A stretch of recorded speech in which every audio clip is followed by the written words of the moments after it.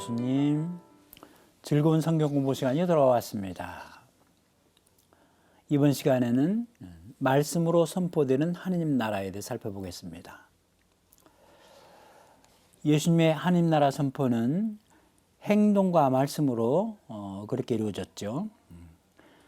지난 시간에는 행동으로 선포되는 하느님 나라에 대해서 살펴봤고, 이번 시간에는 말씀입니다. 우선 산상설교, 이건 마태복음에 나오는 거죠. 5장부터 7장까지. 그리고 루카복음에는 이제 평지설교 돼 있죠. 루카복음 6장입니다.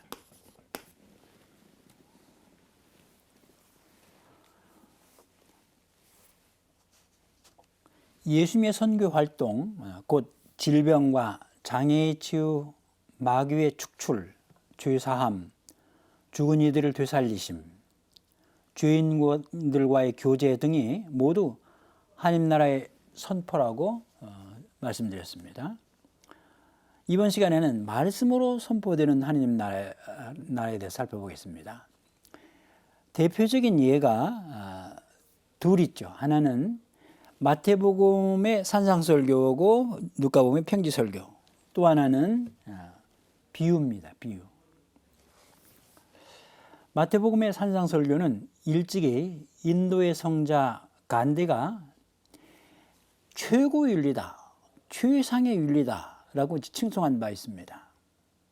그러나 이 설교를 윤리적인 관점에서 접근하는 것은 예수님의 본래 의도와는 거리가 좀 있습니다. 예수님은 윤리 도덕을 가르치시기 위해서 이 세상에 오신 것이 아닙니다.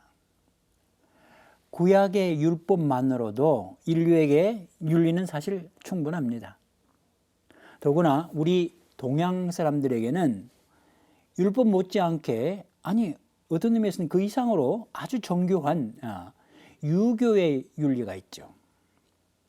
마태복음의 산상설교와 루카복음의 평지설교는 둘 다 하느님 나라와 직결되어 있습니다.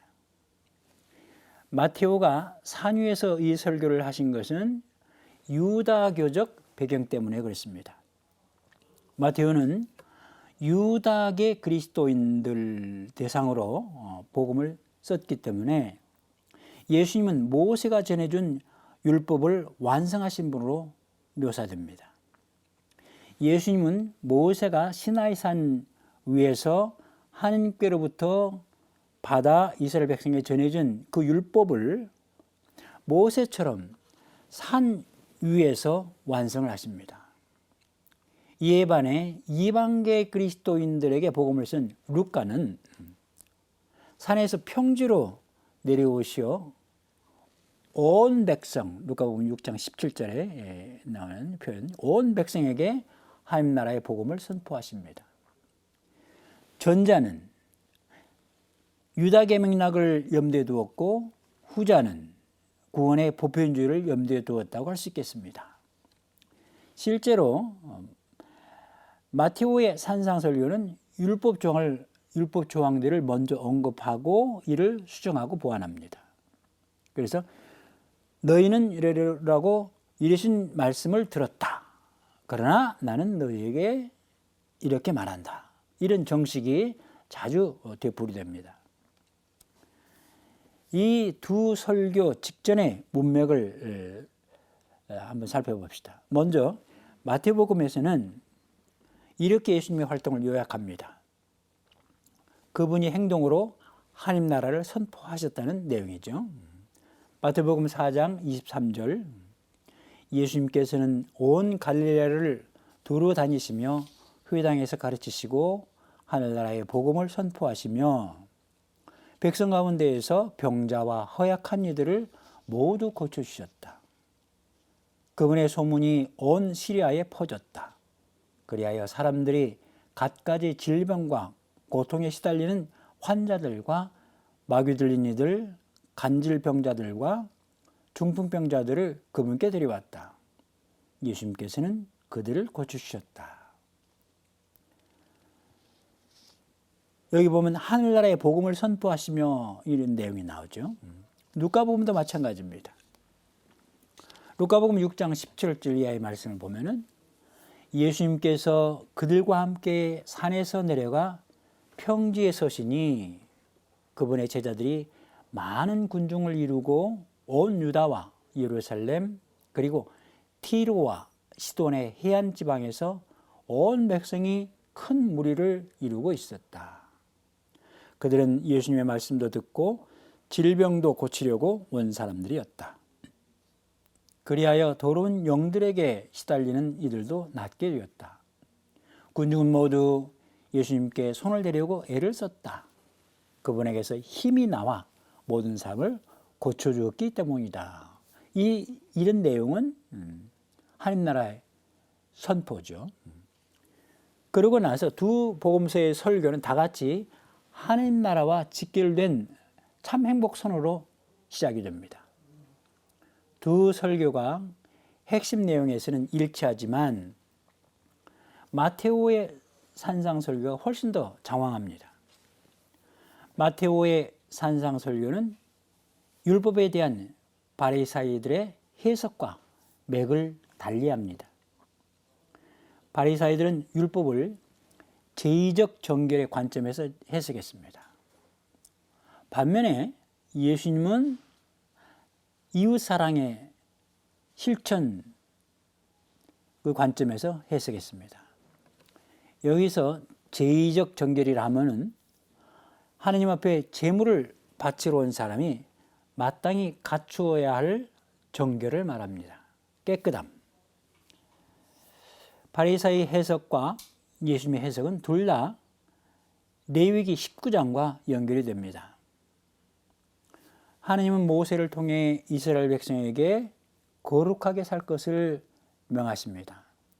나 주 너희 하느님이 거룩하니 너희도 거룩한 사람이 되어야 한다. 레위기 19장 2절 말씀이죠. 이어지는 레위기 말씀에서 하나님은 이스라엘이 거룩해지기 위해 크게 두 가지 길을 제시합니다. 하나는 제의적 정결을 지키는 것이고 이것은 19장 5절부터 8절, 19절부터 29절에 잘 나와 있습니다. 다른 하나는 이웃 사랑을 실천하는 것입니다. 이것은 19장 9절부터 18절, 33절과 34절입니다. 이는 예수님의 공생활 내내 바리사이들과 부딪힌 문제이기도 합니다. 바리사이들과 율법학자들은 외적인 거룩함을 중요시했고 예수님은 내적인 거룩함을 중요시했습니다. 바리사이들에게 거룩함은 부정한 것과의 단절이었습니다.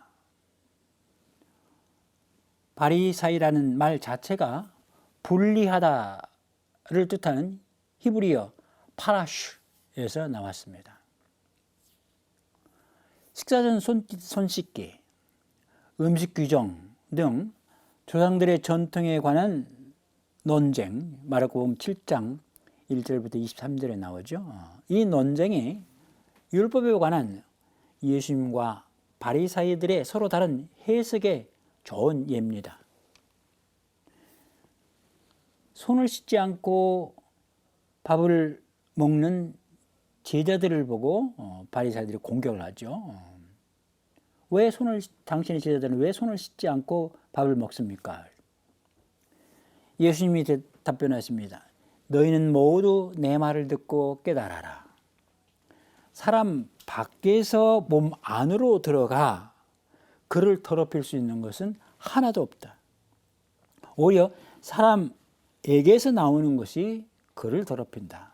마르코복음 7장 14절부터 15절까지 말씀이죠. 마테오의 산상설교는 이웃사랑의 철저한 실천이 율법의 완성임을 강조합니다. 하나님 나라를 위한 의로움을 마테오는 강조했습니다. 내가 율법이나 예언서들을 폐지하러 온 줄로 생각하지 마라. 폐지하러 온 것이 아니라 오히려 완성하러 왔다. 내가 진실로 너희에게 말한다. 하늘과 땅이 없어지기 전에는 모든 것이 이루어질 때까지 율법에서 한 자, 한 획도 없어지지 않을 것이다. 그러므로 이 계명들 가운데에서 가장 작은 것 하나라도 어기고 또 사람들을 그렇게 가르치는 자는 하늘나라에서 가장 작은 자라고 불릴 것이다. 그러나 스스로 지키고 또 그렇게 가르치는 이는 하늘나라에서 큰 사람이라고 불릴 것이다. 내가 너희에게 말한다. 너희의 의로움이 율법학자들과 바리사이들의 의로움을 능가하지 않으면 결코 하늘나라에 들어가지 못할 것이다. 마태복음 5장 17절부터 20절까지 말씀입니다. 여기서 말하는 의로움이 제의적 정결의 준수라면은 아무도 율법학자들과 바리사이들을 따라갈 수가 없죠. 그들은 아주 철저하게 정결 예식을 준수했습니다. 제의적 정결을 철저히 준수한 사람들입니다. 그러나 예수님이 말씀하시는 의로움은 사랑의 철저한 실천을 가리키므로 바리사이들의 의로움을 뛰어넘을 수가 있습니다. 하늘나라에 들어가기 위해서는 제의적 정결이 아니라 사랑의 실천이 필요합니다.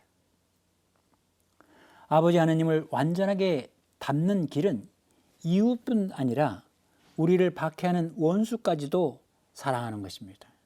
마태복음 5장 말씀이죠. 루카복음의 예수님은 주 너희 하나님이 거룩하니 너희도 거룩한 사람이 되어야 한다는 레위기의 말씀을 너희 아버지께서 자비하신 것처럼 너희도 자비로운 사람이 되어라. 루카복음 6장 36절 이 말씀으로 바꾸십니다.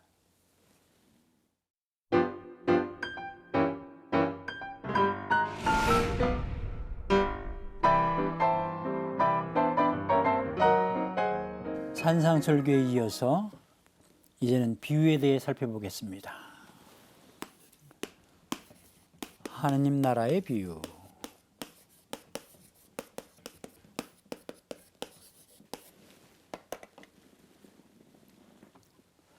성경은 본질적으로 이야기책입니다. 창세기 첫 장부터 이야기가 나오죠.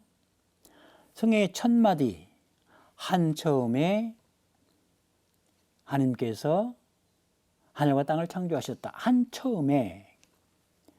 이 말은 어릴 때 할머니가 손자를 무릎에 앉혀놓고 들려주던 이야기 첫 마디. 옛날 하늘나라와 같습니다. 이야기는 꾸민 이야기든 실제 이야기든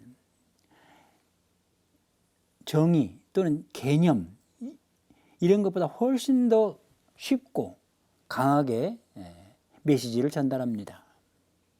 현대인들에게는 무엇에 대해 정의를 내리거나 그걸 개념화시키는 데 익숙해 있지만 옛날 사람들은 여기에 익숙하지 않았습니다. 이야기에 익숙했습니다.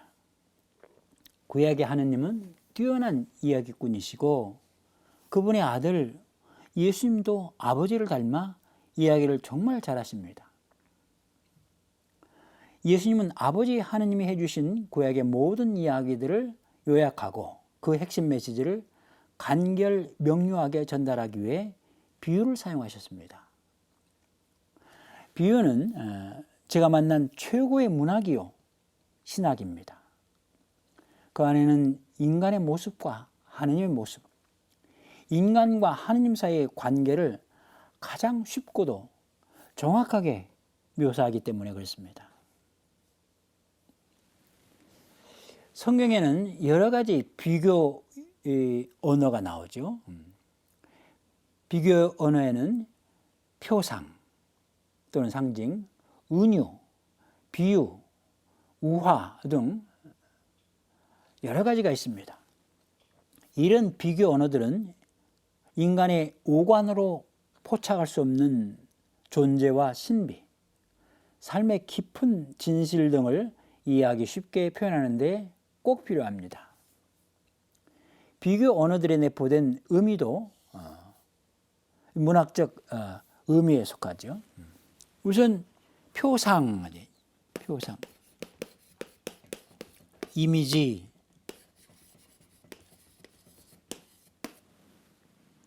또는 상징, 표상이나 상징, 심볼.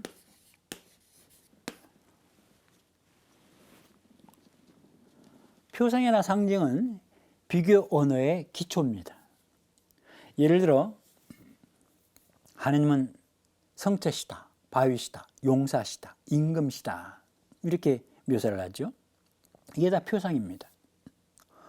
오관을 지닌 인간으로서 하느님의 속성 또는 신비를 이해하기 위해 이런 표상과 상징들이 꼭 필요하죠.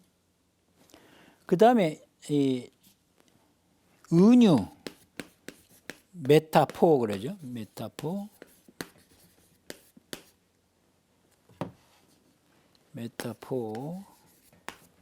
또는 직유, 시밀이라고 그러는데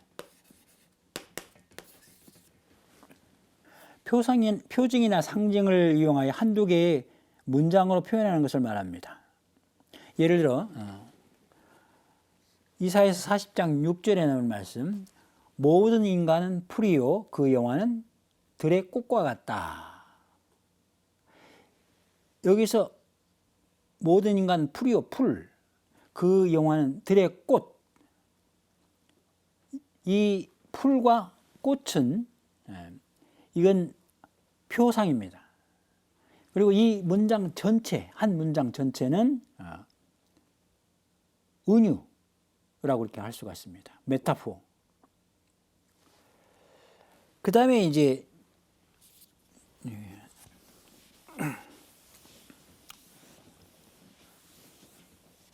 비유가 나옵니다. 비유는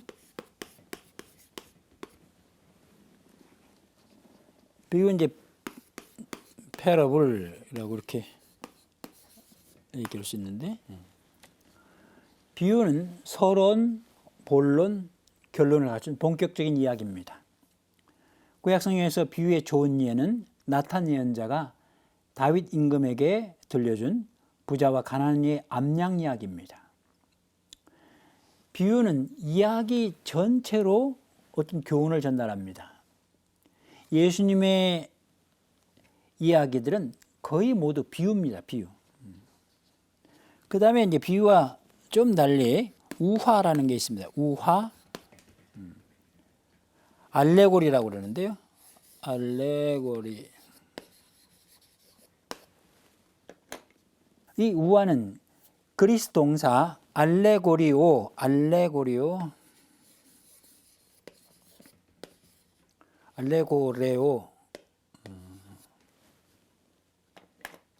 이건 알로스는 다른 것이라는 거거든요.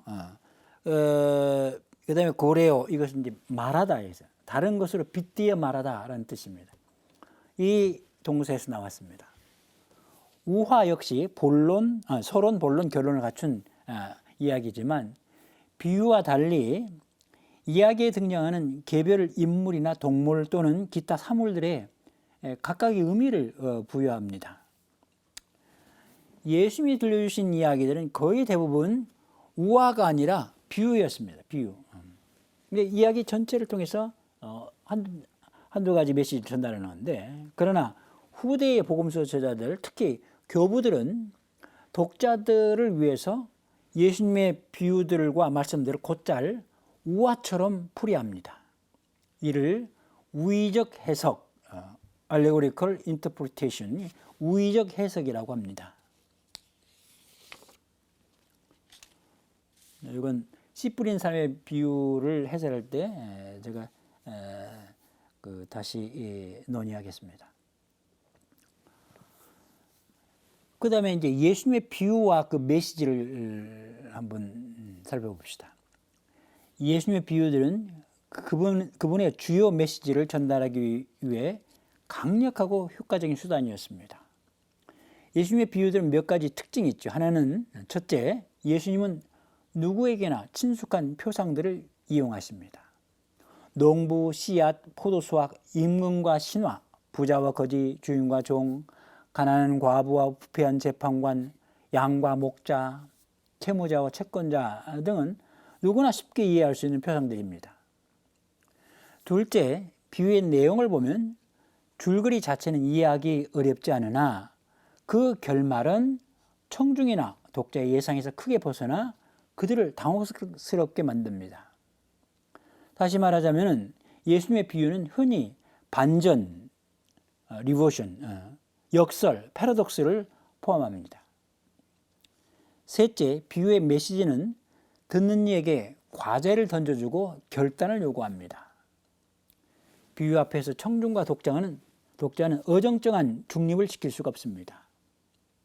넷째, 비유의 내용은 예수님의 주요 행적과 관련이 있습니다. 앞에서 우리는 공관복음의 경우 예수님의 수많은 구마와 치유 기적들은 그 자체가 하나님 나라의 선포라고 지적한 바 있습니다. 공관복음에 나오는 대부분의 비유는 하나님 나라와 관련이 있습니다. 다음에 살펴보겠지만 요한복음의 경우에는 예수님의 치유 행적이 영원한 생명의 선포이기 때문에 거기에 나오는 두 비유, 착한 목자의 비유, 포도나무 비유도 영원한 생명과 관련이 있습니다. 공관복음의 비유들은 하느님이 어떤 분이신지에 가장 많은 내용을 할애합니다. 앞에서 여러 번 지적한 것처럼 하느님 나라는 1차적으로 공간적 개념이 아닙니다. 하느님 나라를 죽어서 가는 천국이나 천당으로 착각해서는 안 됩니다. 이 오해는 마태복음에서 주로 사용된 하늘나라에서 나온 것으로 보입니다. 마테오는 유다계 그리스도인 공동체를 대상으로 복음서를 썼기 때문에 하나님을 직접 거론하지 않으려고 하느님 나라 대신 하늘나라를 선호합니다. 그런데 마테오가 말하는 하늘나라의 하늘은 천상 또는 죽어서 가는 안식처를 가리키는 것이 아니라 하느님 자체를 뜻합니다. 곧 마테오의 하늘나라는 천국이 아니라 하느님 나라입니다. 마태복음에서 하늘나라가 가까이 왔다라는 말은 세례자 요한이나 예수님 이 말씀하셨는데 이제 죽어서 죽을 날이 죽어서 천국에 갈 날이 가까웠다 이런 뜻이 아닙니다. 하나님 나라의 모습은 감옥에 갇힌 요한이 보낸 제자들에게 하신 예수님의 말씀에서 드러나죠. 눈먼 이들이 보고 다리 저는 이들이 제대로 걸으며 나병 환자들이 깨끗해지고 귀먹은 이들이 들으며 죽은 이들이 되살아나고 가난한 이들이 복음을 듣는다. 마태복음 11장 5절 이하의 말씀이죠. 누가복음에도 나오고 하늘나라 또는 하느님 나라는 하느님의 왕권과 통치를 가리킵니다. 그분은 한 번도 당신이 만드신 이 세상과 사람들에 대한 주권과 통치를 포기하신 적이 없습니다. 굳이 하나님 나라를 정의하자면 임금님으로서 당신 백성에게 베푸시는 선정, 착한 정치를 말합니다. 이 하나님 나라는 하나님 자신과 분리될 수가 없습니다. 하나님은 무한하신 분이고 그분의 통치 영역 또한 무한합니다. 하늘나라는 무엇하는 밭 주인과 같다. 하늘나라는 무엇하는 임금과 같다는 비유의 시작말들이 이를 잘 보여줍니다. 하나님 나라와 영원한 생명은 선물인 동시에 과제입니다. 예수님의 비유들은 이 사실을 강조합니다. 하나님 나라는 먼저 무상으로 주어지는 하나님의 자비와 사랑을 기쁘게 받아들이고 그 선물을 주신 하나님께 감사와 찬미를 드리면서 그것을 다른 사람들과 함께 나누어야 합니다. 영원한 생명도 마찬가지입니다. 하나님께서는 당신 아들의 생물학적인 생명을 내주시어 죄와 죽음의 공포에서 우리를 해방시키시고 우리에게 영적인 생명, 곧 하나님의 본성에 참여하게 하셨습니다. 우리도 자신의 삶을 내줌으로써 하나님의 영광스러운 본성에 참여해야 합니다.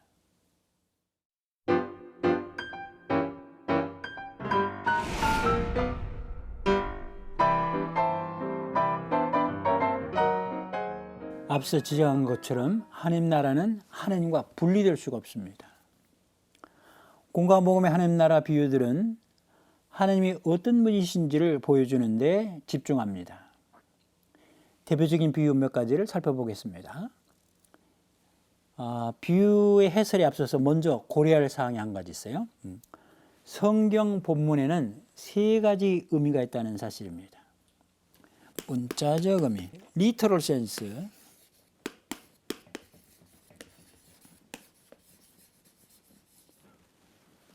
문자적 의미, 그 다음에 문학적 의미, literary sense.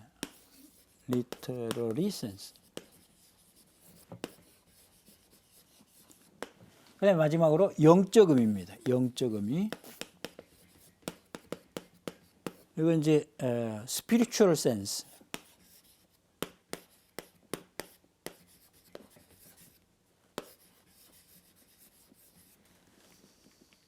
첫째, 문자적 의미는 본문에 쓰여진 글자 그대로 의미입니다. 예를 들어 살인하지 마라, 거짓말하지 마라, 간음하지 마라 등의 계명은 글자 그대로 받아들여 실천하면 됩니다. 이 문자적 의미는 성경 해석의 가장 기초적인 지평으로 성경의 독자가 가장 먼저 만나게 되는 의미입니다. 그러나 어떤 경우 문자적 의미에만 매달리게 되면 축자주의, 리터럴리즘, 근본주의, 펀더멘탈리즘에 빠질 수가 있습니다.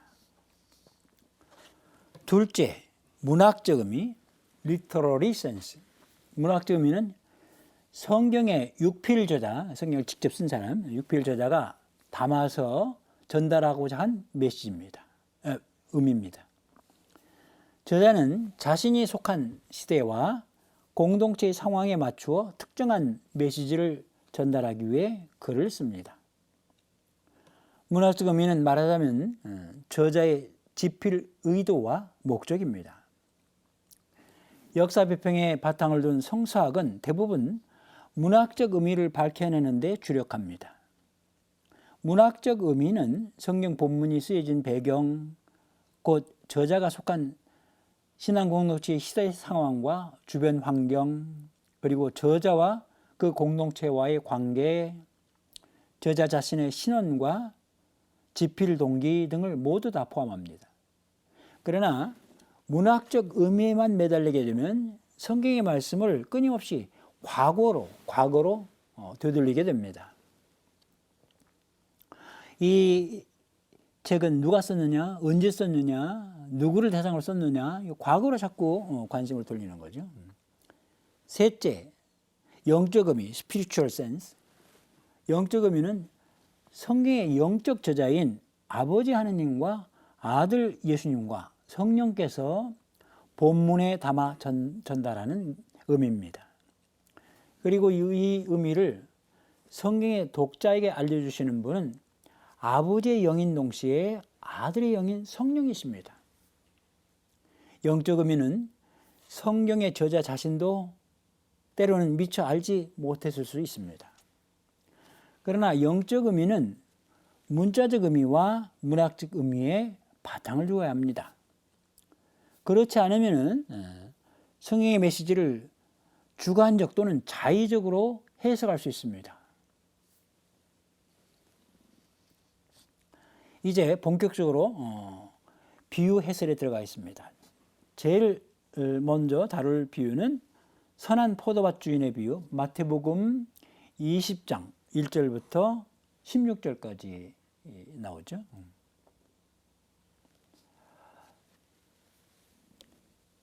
첫째, 이 비유의 자의적 의미를 살펴보겠습니다. 예수님의 비유들은 일반 상식을 뛰어넘는 파격이나 예상을 뛰어넘는 반전인 경우가 많습니다. 그 가운데 대표적인 비유가 바로 선한 포도밭 주인의 비유입니다. 이 비유의 내용을 글자 그대로 살펴보면 다음과 같은 파격과 반전을 확인할 수 있습니다. 첫 번째, 하늘나라를 밭 임자와 동일시합니다. 하늘나라는 자기 포도밭에서 일할 일꾼들을 사려고 이른 아침에 집을 나간 밭 임자와 같다. 이 밭 임자는 아침 일찍 장터에 나온 일꾼들에게 하루 임금 한 데나리온, 좋은 임금이 하루 좋은 임금입니다. 약속합니다. 그리고 다른 시간에 나온 일꾼들에게는 정당한 싹, 곧 일한 만큼의 품삯을 주겠다고 약속합니다. 당신들도 포도밭으로 가시오. 정당한 싹을 주겠어. 이렇게 했는데 아침 일찍 나왔을 때 그 일꾼들에게는 하루 한 데나리온 약속하죠. 그다음에 세 번째로 마감 시간이 1시간밖에 남지 않은 오후 5시에도 또 나갑니다. 그래서 일꾼들을 데려옵니다. 그 다음에 네 번째로 품삯 지불 방식과 액수가 특이합니다. 밭임자가 품삯 지불 순서를 특별히 지시하는데 맨 나중부터 맨 먼저까지입니다. 저녁 때가 되자 포도밭 주인은 자기 관리인에게 말하였다. 일꾼들을 불러 맨 나중에 온 이들부터 시작하여 맨 먼저 온 이들에게까지 품삯을 내주시오. 그리고 품삯은 모두 한 데나리온씩이니 약속된 정당한 삭과는 거리가 멉니다. 먼저 온 일꾼들이 품삯 지불에 당연히 불만을 가질 만합니다. 일한 만큼 싹을 주겠다고 그랬잖아요. 그럼 이런 분량에 따라서 시간에 따라서 품삯을 지불해야 되는데 똑같이 한 데나리온씩 지불합니다. 그래서 맨 먼저 온 일꾼들의 항의는 매우 정당합니다. 12절에 보면은 그들이 이제 임자에게 투덜거리면서 맨 나중에 온 저자들은 1시간만 일했는데도 뙤약볕 아래에서 온종일 고생한 우리와 똑같이 대우하시는군요. 밭 임자가 정당한 품삯을 주겠다고 약속했고 자신들은 열악한 노동 조건에서 뙤약볕 아래에서 오랜 시간 온종일 일했으니 맨 나중에 와서 1시간밖에 일하지 않은 저자들보다 더 많이 받아야 한다는 것입니다. 근데 여섯 번째로 일꾼들의 정당한 항의에 대한 밭 임자의 예상치 못한 대답은 이 비유의 당대 청중이나 후대 독자들에게 충격이었습니다. 밭 임자는 일꾼들의 정당한 항의를 받아들여 적절한 선에서 타협안을 제시할 만도 한데 오히려 처음에 합의상을 근거로 그들의 항의를 묵살합니다. 한 데나리온 약속하지 않았느냐. 거기서 그치지 않고 자신의 행동을 칭송하며 그들의 속 좁은 행동을 비난합니다. 마지막으로 비유의 결론으로 제시한 말이 아리송합니다. 16절에 보면은 이처럼 꼴찌가 첫째가 되고 첫째가 꼴찌가 될 것이다. 비유의 전체 문맥에 어울리는 것 같기도 하고 아닌 것 같기도 하고 하루 종일 뙤약볕 밑에서 일하고도 정당한 품삯을 제대로 못 받은 일꾼들이 꼴찌가 된 반면 늦게 와서 부당하게 하루의 품삯을 받을 일꾼들이 첫째가 되었다. 이게 말이 되는가? 예수님의 비유들은 소재나 줄거리 자체로 보면 어렵지 않지만 그 내용을 자세히 뜯어보면 말도 안 되는 억지나 파격일 수가 있습니다. 그래서 문자적 의미를 넘어서서 문학적 의미와 영적 의미로 나아가야 이해를 할 수가 있습니다. 그래서 이 문학적 의미를 이번에는 살펴보겠습니다. 문학적 의미는 알다시피 성경의 6필 저자가 독자들에게 전달하고자 한 메시지입니다. 마테오는 예수님의 비유를 비교적 충실하게 옮겼습니다. 그런데 비유의 마지막 결론처럼 제시된 예수님의 말씀은 마테오가 덧붙인 것입니다. 어떻게 할 수 있느냐? 이처럼 꼴찌가 첫째 되고 첫째가 꼴찌가 될 것이다. 이 말씀 자체가 예수님의 말씀이 아니라는 말이 아니라 이 말씀을 여기에 덧붙인 사람이 마테오라는 뜻입니다. 이 말은 공간복음 여기저기 다양한 문맥에서 등장하는 떠돌이 토목말, 전문적인 용어로 떠돌이 토목말입니다. 마태복음 19장 30절에도 나오고 마르코복음 10장 31절, 루카복음 13장 30절, 마르코복음 9장 35절 이런 곳에서 나옵니다. 이 토막말은 당시 유행하던 이와 비슷한 말이 다른 문화권 안에서도 알려졌을 것입니다. 당시 유행하던 격언인데 예수님께서 이용하셨을 가능성이 높습니다. 그러면 마테오가 본디 비유에 없던 이 격언을 왜 비유의 결론으로 덧붙였을까? 호결론적 목적에서였습니다. 마테오는 유다계 그리스도교 공동체, 곧 유다인들이면서 그리스도교를 받아들인 이들의 공동체에 속해 있었고 그들을 위해 복음을 썼습니다. 지난번에 제가 말씀드린 내용인데요.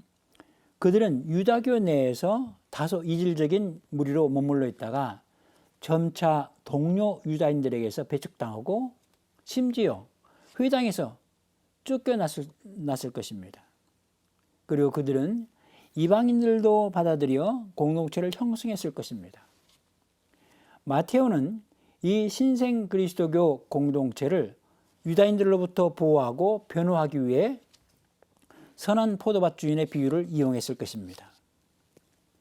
구약 성경에서 포도밭은 이스라엘 백성을 가리키고 그 주인은 하느님이십니다. 이사야서 5장 7절, 27장 3절, 예레미야서 12장 10절에 나오죠. 먼저 고용된 이들은 유다인들인데 이들은 하나님의 말씀을 먼저 받았지만 그 말씀에 순종하지 않아 구원의 길에서 벗어났습니다. 그래서 그들은 첫째였다가 꼴찌가 된 것입니다. 이와 반면 그리스도인들, 특히 이방계 그리스도인들은 하나님의 말씀을 늦게 받았지만 육화된 말씀이신 예수 그리스도를 믿고 따름으로써 구원을 얻게 되었다는 것입니다. 그러니 이 신생 그리스도교는 꼴찌가 첫째가 된 경우입니다. 마테오는 이런 식으로 선한 포도밭 주인의 비유를 호결론적으로 재해석하고 있습니다.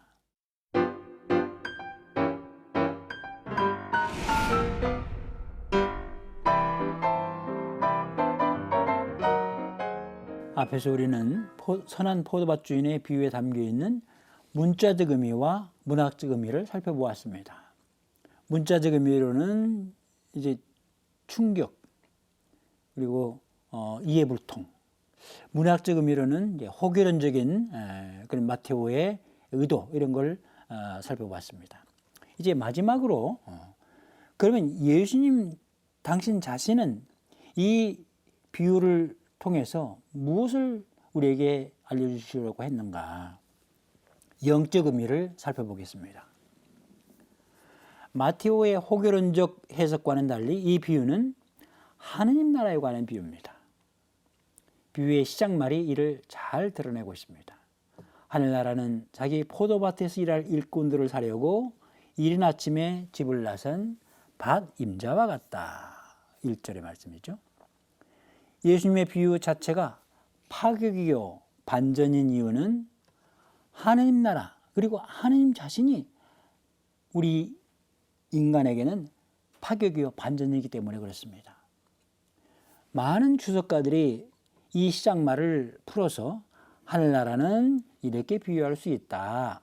어떤 포도밭 임자가 등등등 이런 식으로 공동 번역이 그렇게 옮겼습니다. 이런 식으로 해석을 합니다. 그러나 저는 본문 그대로가 예수님의 본디의 어법이라고 그렇게 생각합니다. 설명체가 아니라 표상을 이용해서 툭 던지는 그런 어투가 히브리식 어법에 더 잘 어울리기 때문에 그렇습니다.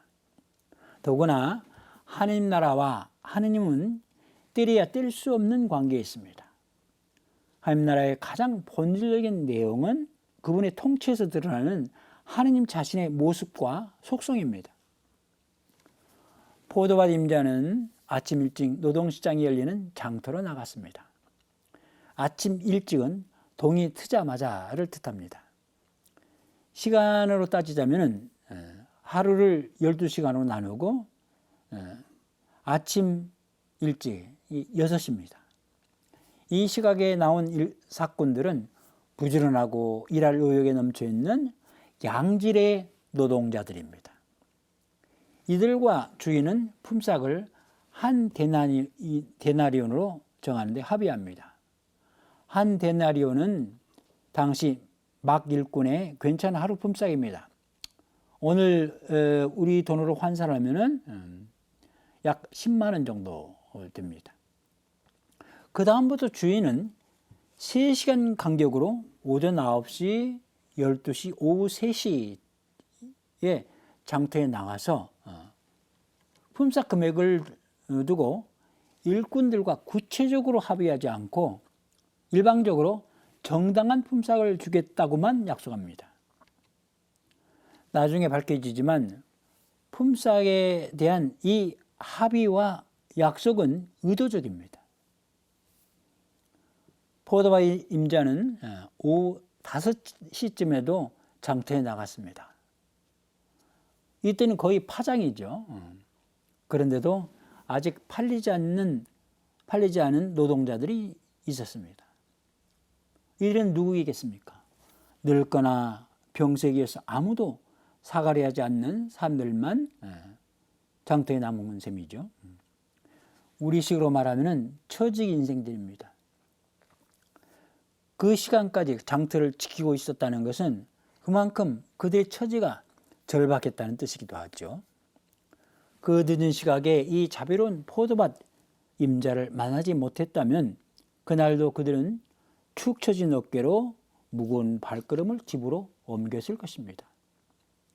집에서는 그들만을 의지하며 하루하루 힘겹게 살아가는 굶주린 가족들이 온종일 이 일꾼들이 무엇라도 들고 오기를 눈 빠지게 기다리고 있었을 테고, 그래서 주인은 그들부터 품삯을 지불하라고 관리인에게 특별 지시를 내립니다.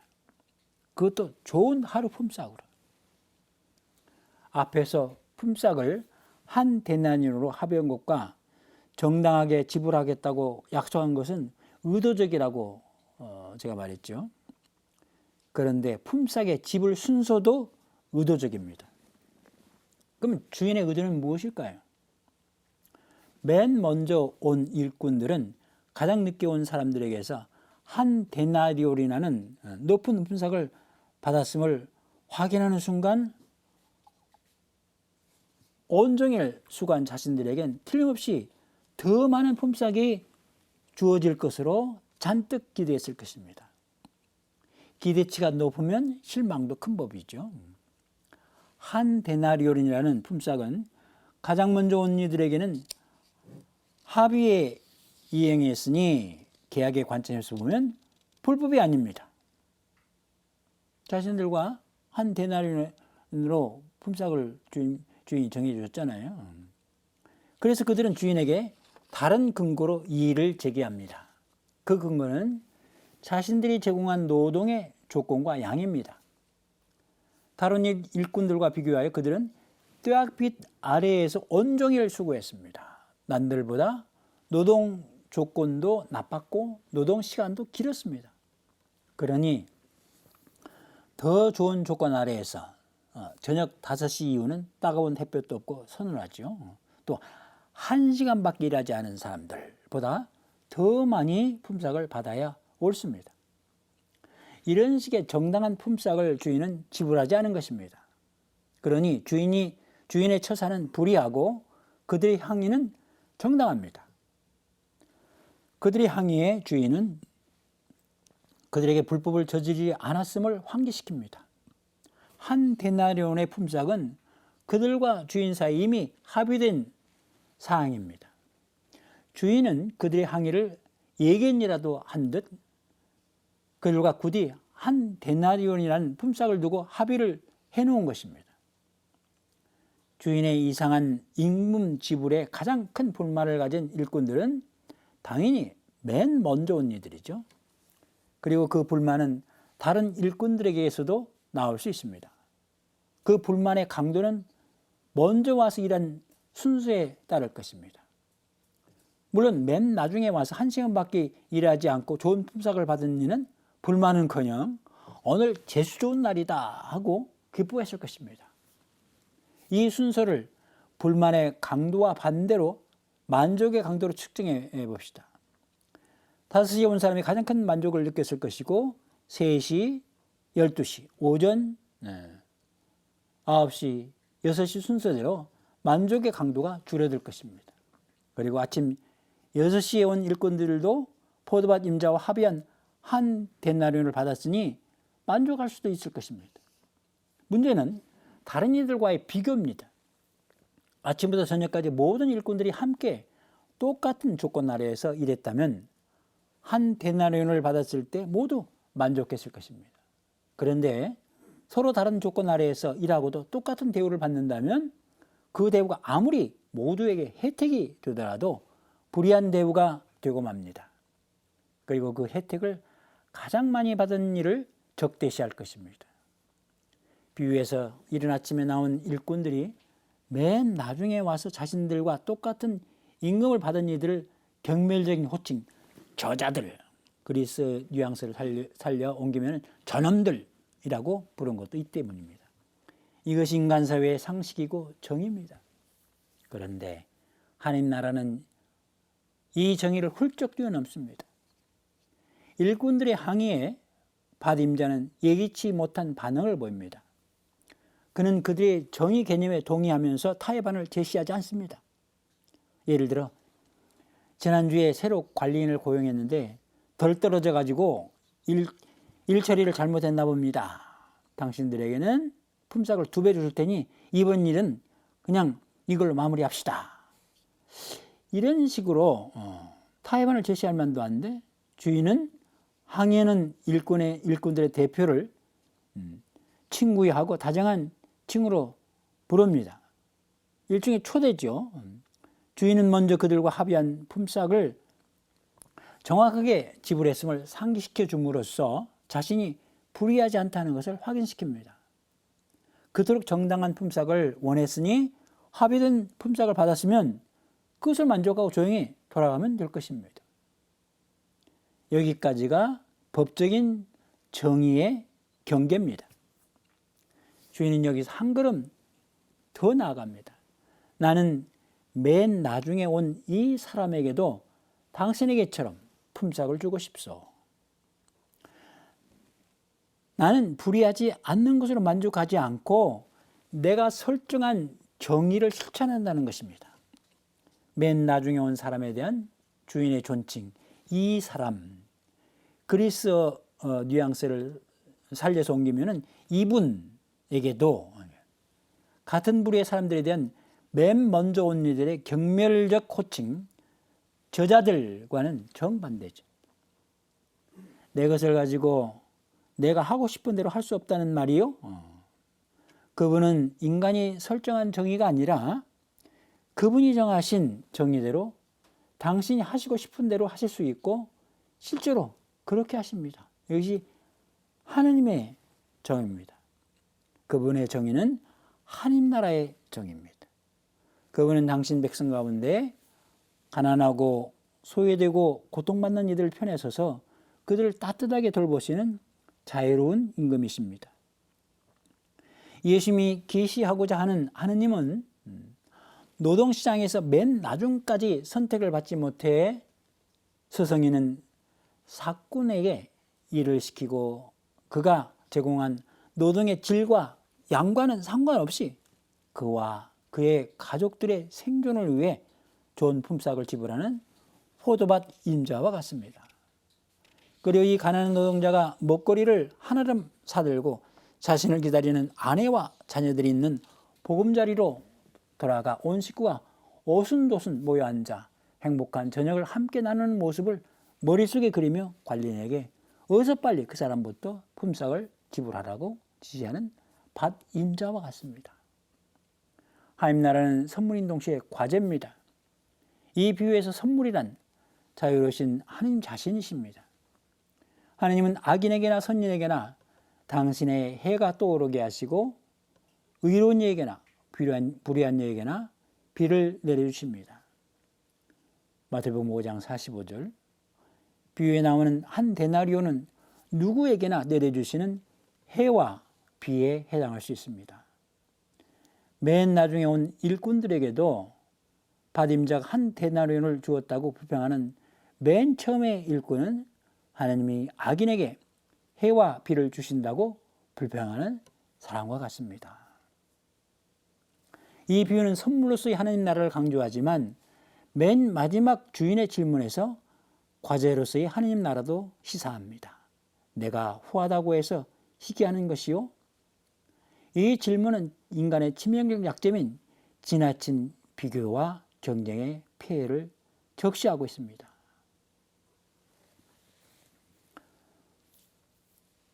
받임자는 자신이 마지막 일꾼에게 베푼 호의를 노사 관계의 차원에서가 아니라 자비와 연민의 차원에서 바라보아 주기를 맨 먼저 온 일꾼과 이 비유의 청중 및 독자들에게 요청하고 있는 것입니다.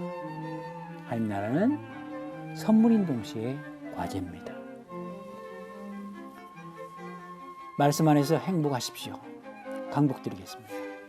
주님께서 여러분과 함께 전능하신 천주 성부와 성자와 성령께서는 이 방송을 시청하는 모든 이들에게 축복을 내리시어 길이 머물게 하소서.